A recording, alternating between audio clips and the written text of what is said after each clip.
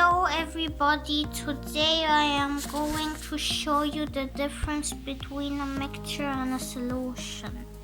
This plate has bananas and oranges, and it is a mixture. This cup has oil, water and peanuts. It is a mixture because substances keep their identities. I can still see all the substances alone.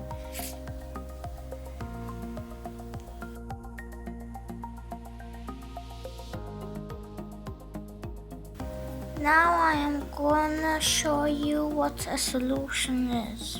First, you take a teaspoon of sugar. Put it in the water.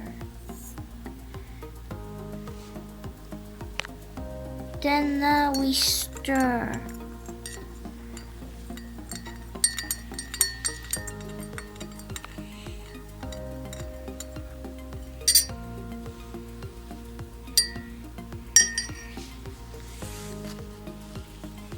This is a solution as after I stir the sugar in the water, I cannot see the sugar anymore because it dissolved in the water. Thanks for watching the video. Bye.